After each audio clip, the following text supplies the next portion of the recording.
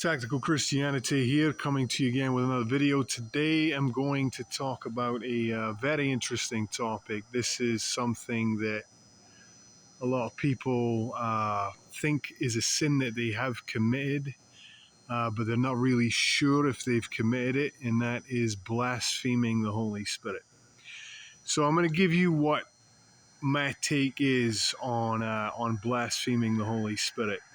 And it's something worth considering. So if you think about Satan in Isaiah 14, when he says, I will, I will, I will, that is him knowing full well who God is and still deciding to rebel against him. Now we in the human world are advantaged because we are not close to God like he was. So in that sense, we have a lot more grace. So if we were to blaspheme God, if we were to try to come against him, there isn't enough of him available, as in seeing his face in the spirit realm, knowing full well who he is because we have that knowledge, and then still turning on him. We don't have access to that. Now, a perfect example and a very unique situation where I believe a human did blaspheme the Holy Spirit is in the book of Enoch. And that is when the women, when the angels of God slept with the daughters of men. If you read what those women did in order for those angels to do that, what you see is that by their singing, they enticed them.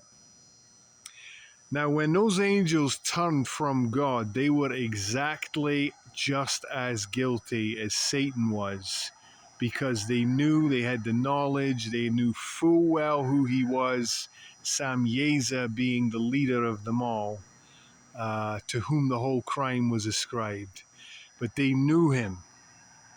And so when they did that, it was just like what Satan did in Isaiah 14.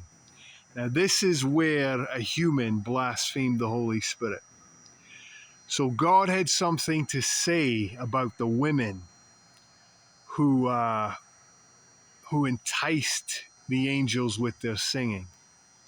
And he said that those women would never be forgiven for what they did. And the reason that I think he said that, or the reason he did say that, there is no thinking, was because they played a major role in an angel blaspheming the Holy Spirit, which was turning. They were the catalysts in that sin. So if you think about the things you've done, right, and ask yourself, is it even close to something that those women done? Have any of you enticed angels who know God to sin?